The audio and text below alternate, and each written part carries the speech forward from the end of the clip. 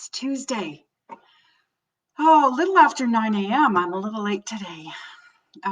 Today, I'm going to be talking about happiness. But first, I'm Sandra with Ever Changing Life. I am an energy movement facilitator and an international speaker. I am a Reiki master, an EFT master, emotional freedom technique, tapping, and I'm a professional organizer. And today I'm going to talk about happiness. Happiness is the thing that is really difficult to find these days. And is it something we can find, or is it something we have to choose? So Darren Hardy from Darren Daily, he's an international speaker. He is a motivational speaker. He is a world-renowned leader, and he has run Success Magazine and multiple other organizations. He's talked to multiple world leaders, multiple successful people, and he knows a few things. A few days ago, he did a little talk about happiness, and he asked the question of what makes you happy? And really, it's a serious question, maybe one of the most important of your life. And can you answer that question? Is that a question you can actually answer? What makes you happy? Because what makes us happy one day may not make us happy the next. So he says that there's 3 major traps to being happy, and we might be doing these things unknowingly. So we should probably be a little more aware of them. The first is postponing happiness. I will be happy when you fill in the blank. I will be happy when I lose the weight. I will be happy when I get that new job. I'll be happy when I'm making $100,000 a year. Postponing happiness does not mean you're going to have the happiness when you get to whatever it is that you're trying to reach for. It also doesn't mean that you're going to reach what you say you will get when it's time to be happy. Oh, excuse me. The reality is, happiness isn't something to be acquired in the future. You are either happy now or not. Then never arrives. The future is something that we can strive for, but once we get there, it's no longer the future, it's the present. Time is actually irrelevant where happiness is concerned. You either choose it or you don't.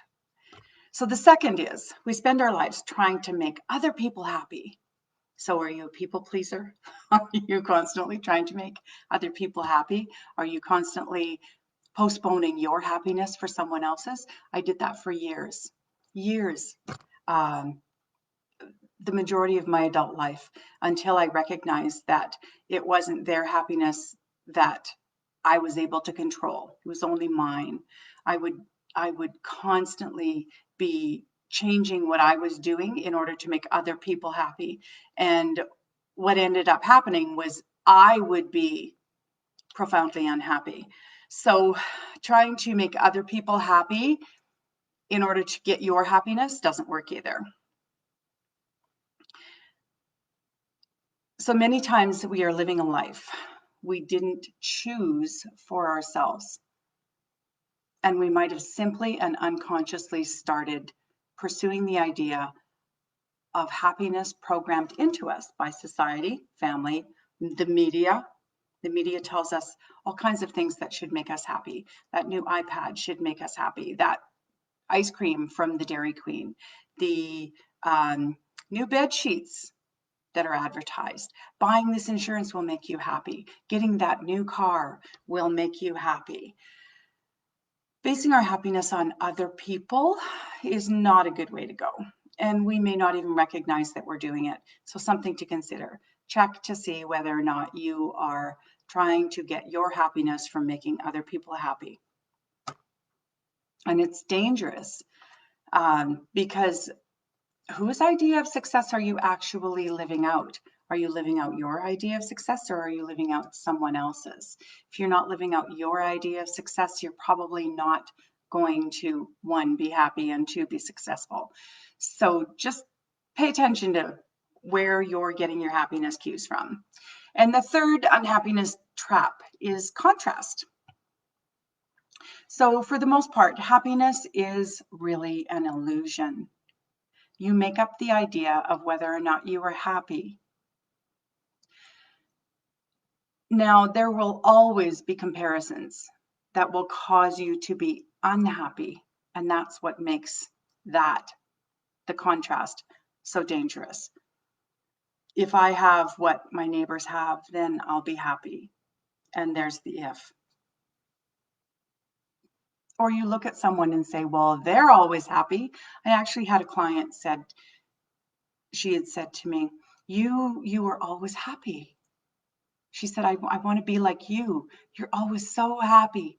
And I said, well, it's not hard to be happy when I'm only with you 4 hours a week. And that's my job. My job is not to be sad around you. My job is to be happy.